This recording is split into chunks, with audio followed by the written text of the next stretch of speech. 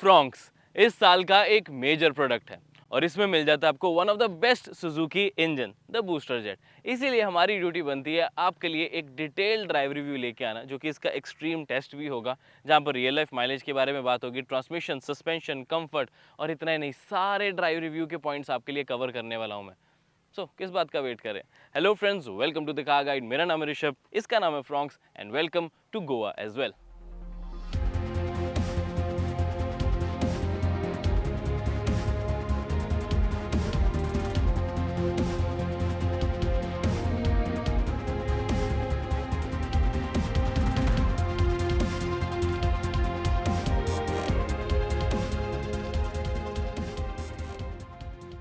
अब बात करते हैं सबसे इम्पॉर्टेंट हाईलाइट की, यानी कि शुरुआत उससे करेंगे, जो कि है इसका इंजन।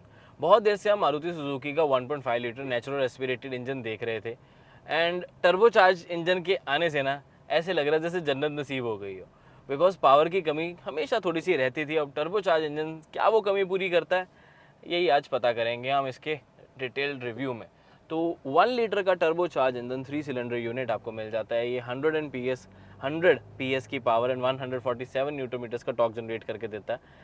तो मेरे हिसाब से देखो, नंबर वाइज तो पावर काफ़ी बढ़िया लगती है और आपको एक थ्रस्ट भी प्रोवाइड करते हैं, यानी कि एक पंचीनेस भी आपको मिल जाती है। हालांकि अगर आप इसका जैसे अब ऑटोमेटिक वेरिएंट हम चला रहे हैं तो थोड़ा सा डिले आपको मिलेगा, लेकिन ये वैसा डिले है जैसे यूजुअली AMTs में होता है। पता नहीं क्यों टॉर्क कन्वर्टर में भी आपको ये फील हो रहा है, जो कि मुझे लगता है फील नहीं होना चाहिए था। आप शायद अभी रोड पर पिछले वाले कैमरा से लोगों को देख रहे होगे वो एक्चुअली ये रोड वो है गोवा की जहाँ डियर ज़िंदगी का शूट हुआ था। तो ये एक फोटोजेनिक प्लेस बन चुकी है। हम भी यहाँ शूट करने आए थे, बट यहाँ फ़ायदा नहीं, बहुत देर वेट करनी पड़ेगी, तो आपके लिए ड्राइव रिव्यू ज़्यादा इंपॉर्टेंट है। एनीवेज, तो बात करते हैं इसकी इंजन की पावर की। मैं बात कर रहा था तो पावर डिलीवरी जो है वो थोड़ी सी डिलेड ज़रूर है मेरे हिसाब से। अगर हम इसके ऑटोमेटिक की स्पेसिफिकली यहाँ बात करें, टॉर्क कन्वर्टर्स की सबसे अच्छी बात जो यूजुअली होती है वो ये होती है कि आपको टॉर्क डिलीवरी जो है वो बहुत रिफाइंड और लीनियर वे में मिलती है, बट यहाँ थोड़ी सी डिलेड है। अगर मैंने तेज़ रेस दी तो अब ये रेस करेगा, यानी कि गियर डाउन करने में थोड़ा सा टाइम इसको लग जाता है। हाँ, अगर आप लोअर गियर पे ही चल रहे हो फिर तो कोई दिक्कत नहीं है, यानी कि लगातार रेव कर रहे हो तो आपको स्टार्टिंग में एक डिले आया, लेकिन बाद में जैसे अब ये रेव किया, अब आ गया, तो अब ये फिर भी मेरे को एक टॉर्क जो है वो प्रोवाइड कर रहा है, जो कि एक अच्छी लगती है। मज़ा आता है इस व्हीकल को चलाने में। फन टू ड्राइव एलिमेंट थोड़ी आता ज़रूर है, लेकिन थोड़ा लेट आता है, तो वो ज़रूर ध्यान में रखें कि 6 स्पीड टॉर्क कन्वर्टर उतना अच्छा नहीं है। ये काफ़ी हद तक AMT प्रो मन लग रहा है, मैं जो आपको जनरली बताऊँ। AMT से बेटर है, बट टॉर्क कन्वर्टर वाली फील तो नहीं मिल पा रही है यहाँ पर। रही बात इसकी 6 स्पीड की, होने का बेनिफिट ये मिल जाता है कि हाई स्पीड्स पे काफ़ी ज़्यादा कंपैरेटिवली साइलेंट रहता है। अगर तो ये 4 स्पीड टॉर्क कन्वर्टर होता तो टॉर्क थोड़ी आई थिंक बेटर मिल जाती है, लेकिन काफ़ी ज़्यादा फिर आवाज़ करता। आवाज़ अभी भी करता है, लेकिन कोई बहुत ज़्यादा नहीं है। NVH का आपको एक वीडियो दिखाता हूँ, देखो ज़रा उसको। अब क्योंकि ये है एक बूस्टर जेट इंजन, हमारा फ़र्ज़ बनता है इसके NVH लेवल्स को चेक करना, यानी कि noise, vibrations and harshness as well. तो अभी वो चेकआउट कर लेते हैं कितनी आवाज़ ये या वाइब्रेशंस जनरेट करता है। लेकिन अभी तो गाड़ी बंद है, स्टार्ट तो करें इसको। तो स्टार्ट।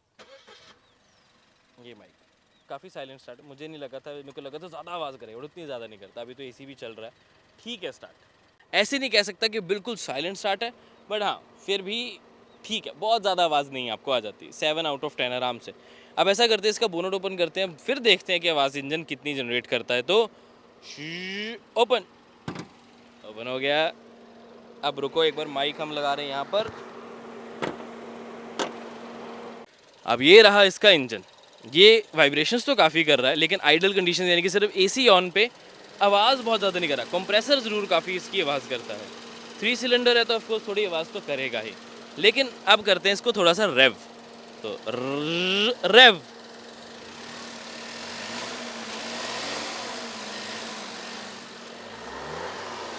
बस बस, शांत शांत, कोई बात नहीं। तो ये इसका 3 सिलेंडर यूनिट है। ऑफकोर्स आप इसे 4 सिलेंडर के साथ कंपेयर करेंगे तो ये ज़्यादा नॉइजी है। ऑफकोर्स इसमें अब एक टर्बो चार्जर आया तो ऑफकोर्स थोड़ा सा नॉइजी हो ही जाता है, लेकिन ऐसा नहीं है कि बहुत ज़्यादा नॉइजी है। मेरे हिसाब से येस, नॉइजी कैटेगरी में आता है, बट वेरी नॉइजी में तो नहीं। लेकिन अगर आपको चाहिए ज़्यादा टॉर्क, ज़्यादा आपको लगता है कि यार मुझे पावर अगर मिल जाए तो बहुत अच्छा लगेगा, उसके लिए आपके पास पैडल शिफ्टर्स प्रोवाइडेड है। तो पैडल शिफ्टर से डिले बिल्कुल ख़त्म हो जाता है। मुझे जैसे ही पावर चाहिए, मेरे को लग रहा है मैं अभी क्रूज़ पे अच्छे आराम से चल रहा हूँ, मेरे को पिकअप चाहिए, मैं शिफ्ट डाउन करूँ और रेस दूंगा तो मेरे को इंस्टेंट जो है वो टॉर्क मिल जाती है। और डेफिनेटली ये ब्रेजा के कंपैरेटिवली ज़्यादा है। तो जो वो पंच है वो आपको यहाँ पर मिल जाता है, लेकिन उसके लिए पैडल शिफ्टर्स यूज़ करने पड़ते हैं, ये मैं आपको बता दूं, बिकॉज अलग से इसका कोई स्पोर्ट्स मोड नहीं है। तो गियर शिफ्ट अगर आप नॉर्मल ऑटोमेटिक में एकदम से रेव करोगे तो 0.75 सेकंड से लेकर 1 सेकंड का डिले आपको मिलेगा। लेकिन अगर आप रेस देना ही चाहते हो, आपको पता है कि हाँ मेरे को उस व्हीकल को ओवरटेक करना जगह है, तो पैडल शिफ्टर्स का इस्तेमाल करो, गियर शिफ्ट डाउन करो, रेस दो और आपको टॉर्क उसी वक्त मिल जाती है। तो वो चीज़ मुझे अच्छी लगती है, बिकॉज इससे देखो, इससे पता क्या लगता है, सारी कहानी का तोड़ ये है कि इंजन टॉर्की है, लेकिन ट्रांसमिशन इतनी जल्दी इंजन तक वो मैसेज नहीं पहुंचा पाती कि भाई ड्राइवर को चाहिए टॉर्क। बस ये डिले है, टॉर्क में डिले नहीं आता। यानी कि इंजन के जो आरपीएम बैंड्स हैं, रेंज मुझे भी जो स्पेसिफिकली लगता है कि 2000 आरपीएम पे तो बड़ी अच्छी पावर आनी शुरू हो जाती है, 4000 आरपीएम में अच्छी जाती है। हालांकि 1750 से ही शुरू हो जाती है, बट 1750 से 2000 थोड़ी लीनियर है, बट 2000 से एक ऐसे झटका लगता है, जर्क लगता है, अच्छे वाला पंच आपको मिल जाता है। अब ये स्पेसिफिकली हो गया इसके पावर के बारे में और ट्रांसमिशन के बारे में। अब मुझे ये लगता है कि 6 स्पीड टॉर्क कन्वर्टर थोड़ा सा 1.5 लाख का फ़र्क तो आएगा ही आएगा, तो वो थोड़ा सा प्राइजी हो जाएगा। लेट्स गो, ये थोड़ा एम्प्टी रोड लग रही है, थोड़ा सा गियर डाउन किया, वो पंचीनेस आपको मिल जाती है, आप कर पाते हो फिर भी इस व्हीकल के साथ, आपके पास एक ऑप्शन है। हालांकि गोवा की रोड्स पे मैं इससे ज़्यादा तेज़ अवॉइड ही करूँगा, थोड़ी रैश हो जाएगी ड्राइविंग, तो let's avoid this. But overall driving experience अगर आपको फन टू ड्राइव ज़्यादा चाहिए तो पैडल शिफ्टर्स का इस्तेमाल जरूर करें। आई एम ग्लैड कंपनी ने पैडल शिफ्टर्स दिए हैं, अगर पैडल शिफ्टर्स ना देते तो प्रॉब्लम हो जाती। Now with great power comes great responsibility, uncle Ben ने कहा था। उसका मतलब ये है कि पावर तो अच्छी मिल गई, लेकिन क्या ब्रेक की रिस्पॉन्सिबिलिटी या सेफ्टी की रिस्पॉन्सिबिलिटी पे काम किया गया? तो मेरा मानना है कुछ हद तक हाँ, कुछ हद तक ना। अब आपको फ्रंट में disc brakes, brake assist, ABS, EBD, electronic stability program, hill hold जैसे फंक्शंस हैं वो मिल जाते हैं, लेकिन रियर में डिस्क ब्रेक अनफॉर्चुनेटली नहीं ऑफर की जाती। हालांकि जब मैं इस व्हीकल को यूज़ कर रहा हूँ, ड्राइव कर रहा हूँ, तो ब्रेक में मुझे दिक्कत नहीं आई है, बट डेफिनेटली अगर ऑल 4 डिस्क ब्रेक्स होती तो मेरा ब्रेकिंग एक्सपीरियंस और ज़्यादा कॉन्फिडेंट हो जाता, थोड़ा मेरे को और ज़्यादा भरोसा कर पाता कि हाँ यार फटाफट गाड़ी ब्रेक लगा लेगी। अभी भी ऐसे नहीं है क्योंकि दिक्कत आ रही है मैं बोलूँ कि रिस्पॉन्स लेट है, नहीं ऐसा कुछ नहीं है, ब्रेक की बाइट है बट बेटर हो सकती थी। 4 डिस्क ब्रेक्स हो जाती तो डेफिनेटली थोड़ा सा डिफरेंस आ जाना था। अब स्पेसिफिकली अगर मैं ऑटोमेटिक की माइलेज की बात करूँ तो कंपनीज के क्लेम तो काफ़ी अलग है। 20-21 किलोमीटर पर लीटर विद द फ्रॉन्क्स अलग अलग वेरिएंट्स के हिसाब से आपको मिल जाते हैं। क्लेम्ड माइलेज आपके लिए यहाँ लिख देता हूँ सारे वेरिएंट्स की। लेकिन स्पेसिफिकली ऑटोमेटिक की बात हो जाए तो गलियों में गोवा की, जहाँ पर हमने अभी आपने देखा रैश भी चलाया, हार्श भी चलाया और प्रॉपर आपको पैडल शिफ्टर्स का इस्तेमाल भी दिखाया, तो माइलेज आई 12.7। मैं आपको यहाँ दिखा भी देता हूँ। हालांकि जब हमने इसे चलाया था बड़े आराम से तो माइलेज काफ़ी ज़्यादा डिफरेंट आई थी। तब आपको 15 किलोमीटर पर लीटर की माइलेज इन दीज रोड्स, गलियाँ जो है यहाँ पर मिल जाती है, इतने के अप्रॉक्सीमेटली माइलेज। तो मेरे ख्याल से वो एक अच्छी माइलेज है considering the 6 speed automatic, torque converter भी है, फिर साथ में आपको टर्बो चार्ज इंजन मिल जाता है। तो टर्बो चार्जर का करेक्टरिस्टिक ही ये रहता है कि आपको सिटी में माइलेज कंपैरेटिवली कम मिलती है और हाईवे पे ज़्यादा मिलती है। बट एक चीज़ और ध्यान सुनना कि इस टर्बो चार्ज वाले वेरिएंट में आपको idol start stop, regenerative braking जैसे फंक्शंस भी मिल जाते हैं और टॉर्क असिस्ट भी। टॉर्क असिस्ट तो चलो टॉर्क में ही हेल्प करता है, बट अगर स्पेसिफिकली हम बात करें आइडल स्टार्ट स्टॉप और उसकी रीजनरेटिव ब्रेकिंग की, तब वो माइलेज में हेल्प करते हैं। बट इतना ही हेल्प कर पा रहे हैं कि आपको टॉर्क कन्वर्टर पे 15-16 किलोमीटर पर लीटर की माइलेज इन सिटीज़, इन गलियाँ दे दे, यानी जहाँ पर आप पहले दूसरे तीसरा गियर भी कम ही आता है, दूसरे गियर तक ही रहते हो मोस्टली, तो तीसरा गियर कभी कभी बीच में आ जाता है। तो बट अगर हम बात करें इसके हाईवेज़ की, तो हाईवेज़ पे ये आपको आराम से 19 से 20 किलोमीटर पर लीटर की माइलेज देने के काबिल है, just because of the turbo charger. अब टर्बो चार्जर जब आप कांस्टेंट स्पीड पे चलाते हो तो आपको एक ज़्यादा बढ़िया माइलेज प्रोवाइड कर पाता है as compared to natural aspirated. अब बारी आती है इसके सस्पेंशन और कंफर्ट की, वो चीज़ें भी तो चेकआउट करनी है ना। तो मेरे हिसाब से बहुत ही डायनामिक नेचर की सस्पेंशन है, बिकॉज ना ज़्यादा सॉफ्ट है ना ज़्यादा हार्ड है। बॉडी रोल आपको काफ़ी कम महसूस होगा, लेकिन ऐसा नहीं है कि झटके बहुत ज़्यादा होंगे। हालांकि जो प्रेजेंस है रोड की वो फील होती है, लेकिन झटके उतने ज़्यादा नहीं लगते, सिर्फ फील होते हैं, यानी कि रोड फील होती है। फीडबैक रोड का काफ़ी स्ट्रॉन्ग है, और लेकिन इतना ज़्यादा नहीं है कि आपको लगे कि यार स्पीड ब्रेकर पे तो पूरी गाड़ी झूल ही गई।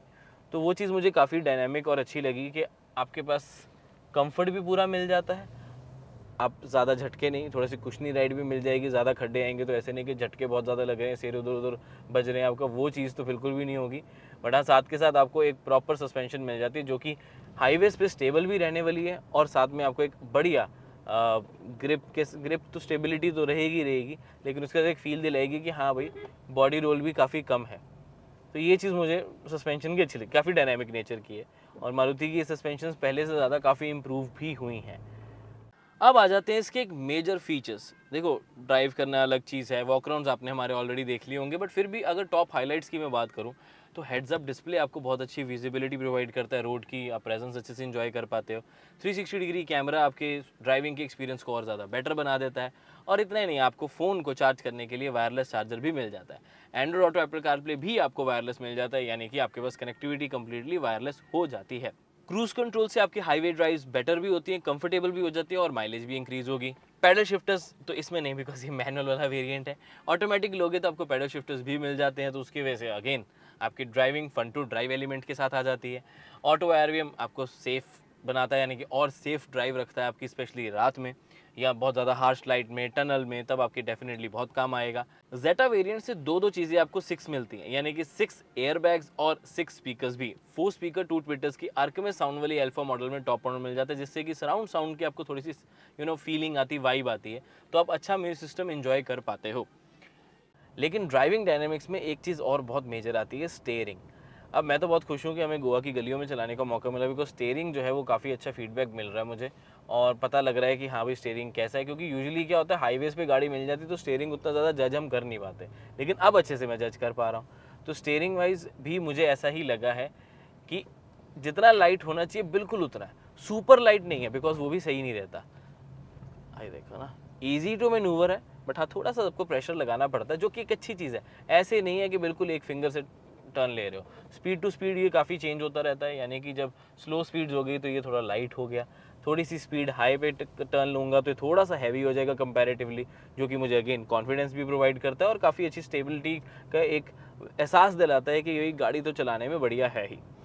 Steering wise I like it, मुझे अच्छा लगा कि हाँ भाई स्टेयरिंग फीडबैक बहुत अच्छा है, स्टेयरिंग का रिस्पॉन्स काफ़ी एक्यूरेट है, काफ़ी जल्दी भी आ जाता है। It's a quick responsive steering, और जितना वेट होना चाहिए उतना है। मुझे इतने वेट बहुत अच्छे लगते हैं कि ये है एक वेन्यू एनलाइन जो आती है उसका जो स्टेयरिंग वेट है वो मुझे बहुत बढ़िया लगता है। इवन ग्रैंड विटारा में भी, जैसे ब्रेजा है ना, ब्रेजा थोड़ी सी लाइट वेटेड में आ जाती है, लेकिन ग्रैंड विटारा और इवन फ्रॉन्क्स में भी इन्होंने थोड़ा सा कंपैरेटिवली हैवियर साइड पर रखा है, बिल्कुल थोड़ा सा मार्जिनली, तो उससे आपको बेटर एक ड्राइविंग का एक्सपीरियंस आप फील कर पाते हो। उसके अलावा कंफर्ट की बात, तो अब जैसे ही हम ये ऑटोमेटिक ट्रांसमिशन चला रहे हैं तो आपको एक प्रॉपर डेड पेडल मिल जाता है फुल साइज़ का, तो पैर में आराम से रख सकते हो, लॉन्ग ड्राइव या सिटी में जाने में किसी तरह की कोई दिक्कत नहीं आती। Even left side right side जो आर्मरेस्ट आपको मिल जाती है वो भी एक अच्छी क्वालिटी एंड प्रॉपर पैडिंग की मिल जाती है, तो थकने वाला मैं बिल्कुल भी नहीं हूँ। और सीट्स की quality is also good, fabric आपको मिल जाती है, लेदर होती तो अभी गोवा में बुरा हाल हो जाता गर्मी से पसीने से, लेकिन आई एम हैप्पी कि मेरे को फैब्रिक सीट्स ही यहाँ पर मिली हैं। या अगर वही लेदर होती तो फिर वेंटिलेटेड की डिमांड होती, तो वो तो नहीं मिलती यहाँ पर, बट इट्स ओके। देखो हर जगह कॉस्ट कटिंग तो थोड़ी थोड़ी उन्होंने करनी है, तभी इसे अफोर्डेबल सेगमेंट में रखा जाएगा। रही बात ओवरऑल सीट के कंफर्ट की, तो मुझे कुशनिंग वाइज सब बढ़िया लग रहा। अब एक और ड्राइविंग डायनामिक्स में पॉइंट आ जाता है विजिबिलिटी। विजिबिलिटी वाइज बहुत लोगों का क्वेश्चन था कि अब क्योंकि ये कूपे एसयूवी है, तो वेदर इसमें प्रॉपर एसयूवी की तरह बोनट नज़र आता है लेफ्ट राइट साइड, या विजिबिलिटी क्या रहती है, उसके बारे में आपको बता देता हूँ। सी, अगर तो मैं इस सीट को कंप्लीट हाई कर दूँ, क्योंकि हाइट एडजस्टेबल सीट तो मिल जाती है, तो इससे क्या है, मुझे ज़बरदस्ती लेफ्ट और राइट जो है बोनट मिलना दिखना शुरू हो जाता है, सीट कमांड अच्छी हो जाती है, बट हेडरूम उतना उतना कम होता रहेगा। और मैं टू बी वेरी ऑनेस्ट इसमें उतना ज़्यादा कंफर्टेबल फील नहीं कर रहा इसकी सीट को हाइट बढ़ाकर, बिकॉज मुझे ऐसा लग रहा है कि मैं और क्रैम्प्ड हो रहा हूँ। व्यू तो बेटर हो जाता है, विजिबिलिटी वाइज तो बेटर हो गया कि हाँ मेरे को अब लेफ्ट बोनट दिख रहा है, राइट बोनट दिख रहा है। माई हाइट इज़ 5'9" और मैंने सीट को पूरा ऊपर कर दिया, और हेडरूम फिर भी ठीक मिल रहा है, इससे कोई बहुत ज़्यादा नहीं है, मैं थोड़ा कम ही इसको कंसिडर करूँगा, इससे बेटर हो सकता था। बट सीट उतनी ऊपर करने की ज़रूरत पड़ती नहीं, आप थोड़ी नीचे रखो तो आई थिंक बेटर आप फील कर पाओगे ड्राइव को, रोड को। तो वो बेटर है। बट अगर फुल हाइट कर दोगे तो आपको डेफिनेटली बोनट अच्छे से नज़र आते हैं।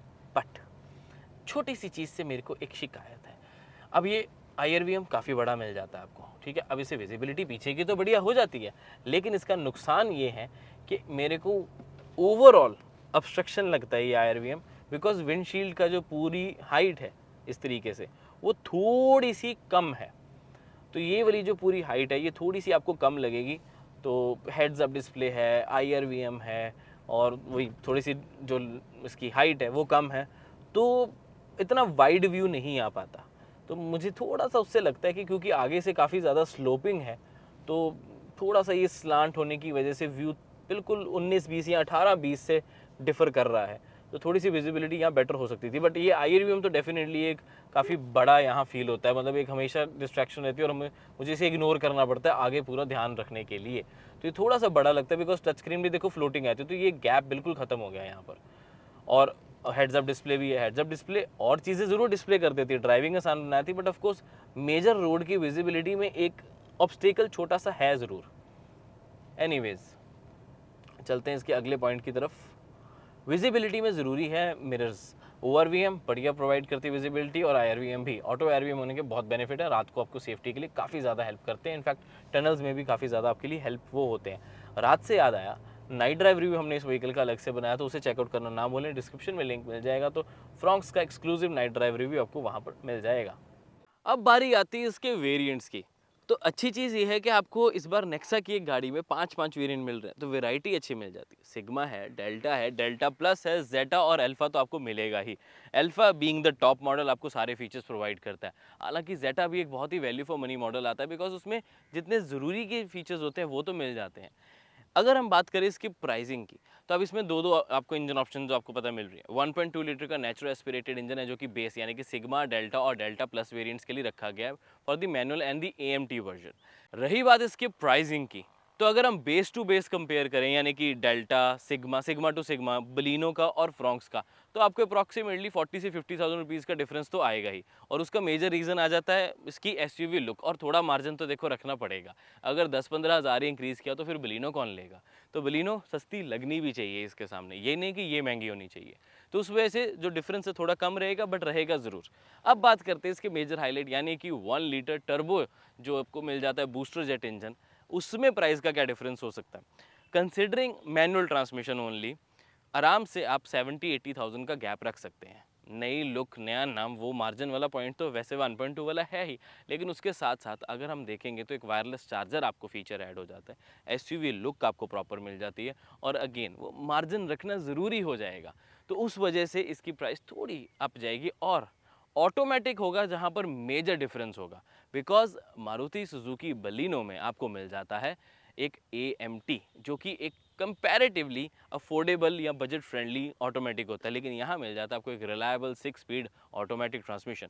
अब उसकी प्राइस 1.5 लाख तो आराम से एक शोरूम ज़्यादा होने वाली है। तो AMT यानी कि ऑटोमेटिक में अगर हम डिफरेंस देखेंगे तो प्राइस गैप ज़्यादा आएगा। तो वहाँ पर डिसाइड करना बहुत इंपॉर्टेंट होगा कि वेदर आपको एक प्रॉपर ऑटोमेटिक में 6 स्पीड टॉर्क कन्वर्टर चाहिए, या आपको चाहिए एक रिलायबल बट एक थोड़ा सा अफोर्डेबल ऑटोमेटिक यानी कि AMT। तो वो आप तब बलिनो वाली तरफ जा सकते हैं। बट डेफिनेटली इसमें यानी कि फ्रॉन्क्स और बलिनो की ऑटोमेटिक में प्राइस गैप थोड़ा ज़्यादा रहने वाला है। और मेरी माने आउटरो में बताता हूँ, यानी कि कंक्लूजन जो है वो थोड़ी देर तक बताता हूँ। बट वेरिएंट वाइज अगर देखें तो बेस मॉडल सबसे वैल्यू फॉर मनी होगा फॉर श्योर, लेकिन वो मिलेगा कहाँ, बहुत देर बाद। रही बात इसकी मिडल यानी कि डेल्टा प्लस के टर्बो मैनुअल वेरिएंट, वो एक अच्छा मॉडल हो सकता है, फीचर्स अच्छे मिल जाते हैं, टर्बो चार्ज की पावर मिल जाती है। नहीं तो उसके बाद सीधा अल्फा पे जंप मारो, मैनुअल ट्रांसमिशन 1 लीटर आपके लिए सही रहेगा। लेकिन क्यों, बताता हूँ, वेट करो थोड़ा सा। अब आपके मन में एक और क्वेश्चन आ रहा होगा, सेफ्टी, उसका क्या। See if you talk about the standard safety feature जो कि बेस मॉडल से मिलने काफ़ी हैं, ड्यूल एयरबैग्स हैं, हेयर प्लेटफॉर्म प्रॉपर आपको स्ट्रक्चर्ड बॉडी मिल जाती है, ABS CBD के साथ साथ हिल होल्ड जैसे फंक्शंस हैं वो भी आपको कम्प्लीटली स्टैंडर्ड यानी कि बेस मॉडल से मिलने शुरू हो जाते हैं। तो वो चीज़ अच्छी ज़रूर लगती है। अगर हम टॉप मॉडल की बात करें तब आपको जेटा मॉडल से 6 एयरबैग्स भी ऑफर किए जाते हैं। तो फीचर्स तो हैं, बिल्ड क्वालिटी भी कंपनी के हिसाब से तो बहुत बढ़िया रहती है, लेकिन मैं सिर्फ ये कहना चाहूँगा कि इस सेगमेंट की जितनी भी बाकी गाड़ियाँ सबकी क्रैश टेस्ट रेटिंग आ चुकी है। ये भी जब लॉन्च हो जाए, वैसे तो लॉन्च होने से पहले क्रैश टेस्ट रेटिंग आनी चाहिए, बट एनीवेज लॉन्च हो जाएगी, उसके बाद जल्दी आई होप इसकी क्रैश टेस्ट रेटिंग आ जाएगी, तो थोड़ी क्लैरिटी और मिल जाएगी। चलिए थोड़ी सी स्पेस की बात भी कर लें कि गाड़ी में जगह कितनी मिल जाती है। अच्छा पहले ही बता दूं, जिस गाड़ी में हम बैठे हैं ये वाले वेरिएंट, ये एक एसेसराइज्ड वर्जन है, तो हर जगह आपको थोड़ी थोड़ी एसेसरीज दिखें, जैसे कार्बन फाइबर फिनिशिंग दिख रही है, तो इसे इग्नोर करें। हाँ, इग्नोर तब मत करना अगर आप इस तरीके की फिनिशिंग करवाना चाहते हो, यानी कि एसेसरी पैक लेना चाहते हो तो। लेकिन ओवरऑल अगर हम स्पेस की बात करें तो आपको बड़ा एक बॉटल होल्डर मिल जाता है यहाँ पर सामान रखने के लिए, प्रॉपर स्टोरेज प्रोवाइडेड है। रही बात इधर, तो मैनुअल ट्रांसमिशन के साथ भी डेड पेडल है, ये बहुत अच्छी चीज़ है, बिकॉज क्रूज़ कंट्रोल लगाओगे जब आप हाईवेज पे जाओगे तब भी आपके पैर को रेस्ट करने की ज़रूरत पड़ेगी, तो आप इस डेड पेडल को अच्छे से यूज़ कर पाएंगे। रही बात उसके अलावा स्पेस की, तो अच्छी खासी स्पेस यहाँ पर भी आपको मिल जाती है। फ़ोन पूरा नहीं आएगा बट वॉलेट या लूज चेंज, कुछ स्लिप्स आराम से रख सकते हो। हाइट एडजस्टेबल सीट है, अच्छा व्यू मिल जाता है, नी रूम की कोई कमी नहीं है, क्योंकि आप यूजुअली तो मैं इतने में रखता हूँ तो मेरे को स्पेस अच्छी मिल जाती है। वाइड है काफ़ी, ऐसा मैं टाइट या क्रैम्प्ड यहाँ बिल्कुल भी फील नहीं कर रहा हूँ। बट यहाँ तो इतनी स्टोरेज स्पेस नहीं होती, जितनी साइड पे या पीछे होती है, तो वो दिखा देता हूँ। रही बात को ड्राइवर साइड पे, वैसे लेआउट काफ़ी अच्छा लग रहा है। एनीवेज ग्लव बॉक्स अच्छी खासी स्पेस जो आपको प्रोवाइड करता है, आप बड़ी से बड़ी चीज़, छोटी से छोटी चीज़ यहाँ पर इजीली रख सकते हो, कोई दिक्कत नहीं आएगी। हालांकि ये कूल्ड या इल्यूमिनेटेड नहीं है, होता तो डेफिनेटली काफ़ी अच्छा लगता, बट इट्स ओके बिकॉज आपको स्पेस अच्छी मिल जाती है, दैट्स गुड। रही बात को ड्राइवर साइड, तो अगेन वही बड़ी बॉटल और कुछ सामान आप यहाँ पर इजीली रख पाओगे, अच्छा खासा नी रूम आपको मिल जाता है। लेकिन फिर भी ऐसा करते हैं, थोड़ा सा इसको आगे करते हैं, ये एक आइडल पोजीशन है जिसपे मैं ग्लव बॉक्स इजीली ओपन कर सकता हूँ। और स्टोरेज स्पेस की बात करें तो फ़ोन रखने की जगह तो आपको मिलती ही मिलती है, वो वायरलेस चार्जर भी सपोर्ट करता है, यानी कि अपना फ़ोन अपना रखो, वायरलेस चार्ज करो, आराम से एंजॉय करो, because wireless Android auto Apple CarPlay तो है ही, वायरलेस चार्जर उसको, इस सिस्टम को कम्प्लीटली वायरलेस बना देता है। कप होल्डर्स हैं, साथ में थोड़ी सी स्टोरेज स्पेस हैंड ब्रेक के पास है, हालांकि उस पर ना ही कुछ रखे तो अच्छा है, बिकॉज हैंड ब्रेक फिर यूज़ करनी थोड़ी सी मुश्किल हो जाती है। ओवरऑल एक्सपीरियंस सही है, कोई दिक्कत नहीं है, कंफर्ट अच्छा मिल जाता है। अब ये वाली जो सीट्स हैं ये लेदर है, एसेसरी वाले वर्जन में तो ये वेंटिलेटेड होती है तो अच्छा लगता। जो एक्चुअल आप फ्रॉन्क्स लोगे अगर आप बिना एसेसरी वाले लेते हो तो उसमें तो आपको फैब्रिक ही ऑफर की जाएगी। रही बात अब रियर साइड की, तो रियर सीट्स पे आपको हेडरूम डिसेंट मिल जाता है। माई हाइट इज़ 5'9", अब मेरी हाइट 5'9" है, अगर कोई लंबा होगा तो शायद उसको थोड़ी सी दिक्कत आ सकती है, बट अभी के लिए एटलीस्ट मैं सही हूँ, मैं कंफर्टेबली बैठ पा रहा हूँ। नी room good, under Thai support भी आपको बढ़िया मिल जाता है, रिक्लाइन एंगल भी अच्छा है, और साथ में हेडरेस्ट भी कंफर्टेबल आपको प्रोवाइडेड है। अनफॉर्चुनेटली आर्मरेस्ट की कमी आपको बहुत ज़्यादा महसूस होने वाली है। रेयर एसी वेंट्स हालांकि आपकी गर्मी को थोड़ा सा बेटर बनाएंगे, बट अभी गाड़ी ऑफ है तो हमें तो पूरी गर्मी लगी रही है। USB पोर्ट्स मिल जाते हैं, type C type A fast charging के लिए, थोड़ी सी स्टोरेज इधर, थोड़ी सी स्टोरेज इधर। अब ये जिप वाली स्टोरेज नहीं आएगी बिकॉज ये तो लेदर सीट्स चढ़ाई हुई हैं, नॉर्मल स्टोरेज आपको मिलेगी अपने फ़ोन रखने के लिए, और साथ में डोर साइड्स पे एक बड़ी बॉटल और कुछ टिश्यूज़ नैपकिन वगैरह रखने की दिक्कत आपको नहीं आएगी। अब मैंने फ्रंट सीट को अपने हिसाब से एडजस्ट किया था आगे, उस हिसाब से नी रूम मेरे को काफ़ी अच्छा मिल जाता है, फुट रूम भी ठीक है, नीचे बैटरी है तो उस वजह से थोड़ा सा पैर और मैं अंदर नहीं लेके जा सकता, बट इट्स ओके, इतना तो चलता है। अंडर थाई सपोर्ट भी मेरे को फिर भी बढ़िया मिल जाता है। 3 लोग बैठने की बात आए तो आ सकते हैं, एडजस्ट हो सकते हैं। टनल बहुत ज़्यादा बड़ी नहीं है, डिसेंट साइज़ ऑफ टनल है, लेकिन अगर 3 लोग थोड़े हैवी हैं, एडजस्ट करना पसंद नहीं करते, तो 2 ही लोग बैठे तो बेटर है।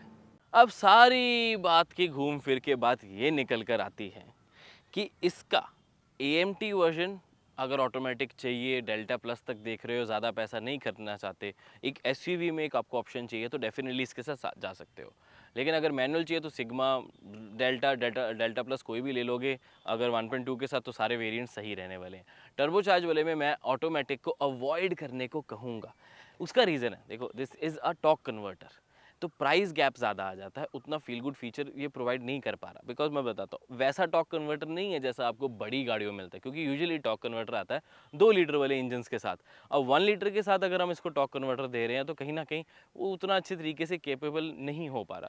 तभी तो इसके कॉम्पिटिशन काइगर, मैग्नाइट, इवन पंच में आपको CVT और AMT ट्रांसमिशन मिलती है, नॉट टॉर्क कन्वर्टर। कॉस्ट का फर्क भी ऑफकोर्स पड़ता है, लेकिन कहीं ना कहीं उस तरह के इंजन, उस कैपेसिटी के इंजन को वो ज़्यादा अच्छी ट्रांसमिशन सूट करती है।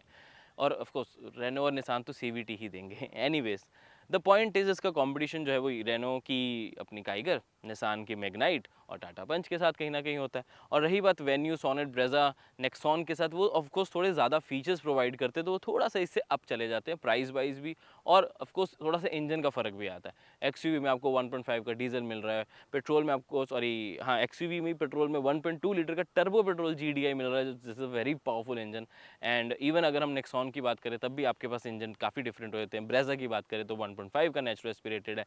इनफैक्ट वेन्यू और सोनेट में जहाँ यहाँ पर आपको 1 लीटर का टर्बो चार्ज मिलता है, लेकिन वहाँ पर थोड़े फीचर्स एक्स्ट्रा मिल जाते हैं। सनरूफ, 6 एयरबैग्स, इलेक्ट्रिक थोड़ी सी एडजस्टेबल सीट आपको वेन्यू में जो है वो मिल जाती है, बड़ी स्क्रीन है, डिजिटल एमआईडी है, वो सारी चीज़ें उसको स्पेशल और एक्सपेंसिव भी बनाती हैं।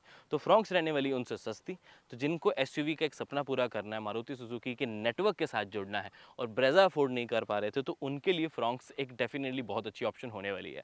अब आपकी ड्राइविंग, आपके डेली बिहेवियर कि जो है आपके रूटीन है उस पे बहुत डिपेंड करता है कि फ्रॉन्क्स को आपका कौन सा वेरिएंट लेना चाहिए। बट मुझे ये चीज़ अच्छी लगी कि एटलीस्ट आपके पास ऑप्शन है, वैरायटी है, कि पावर ज़्यादा चाहिए तो अलग ऑप्शन है, उसमें भी मैनुअल है, टॉर्क कन्वर्टर है। अगर आपको पावर थोड़ी सी कम चाहिए, पैसे कम लगाना चाहते हो, नेचुरल एस्पिरेटेड जिसकी थोड़ी सी लाइफ ज़्यादा लंबी होती है वो लेना चाहते हो, तो उसमें भी मैनुअल ऑटोमेटिक आपको मिल जाती है। तो फ्रॉन्क्स की में ये चीज़ मुझे काफ़ी अच्छी लगी। Now what do you think about the Maruti Suzuki Fronx? नीचे कमेंट करके अपने ओपिनियन जरूर छोड़ दें। This was the review from Goa. I hope आपको ये वीडियो सारी समझ आई होगी, अच्छी लगी होगी, आपको मैं सारी चीज़ें समझा पाया हूँगा। अगर यहाँ तक वीडियो देख ही लिया तो लाइक शेयर सब्सक्राइब करना ना भूलें। शेयर ज़रूर कर देना अपने फ्रेंड्स के साथ, बिकॉज वो भी अभी एक नई गाड़ी लेने का सोच रहे होंगे, और नहीं भी सोच रहे होंगे तो ये वीडियो देख के शायद उनका मन बन जाए। So this was everything regarding the Fronx drive review. उम्मीद है आपको वीडियो अच्छी लगी होगी। यहाँ तक देख ही लिया तो लाइक शेयर सब्सक्राइब करना ना भूलें। मैं मिलता हूँ आपसे अगली वीडियो में। Till then drive safe, take care, bye bye.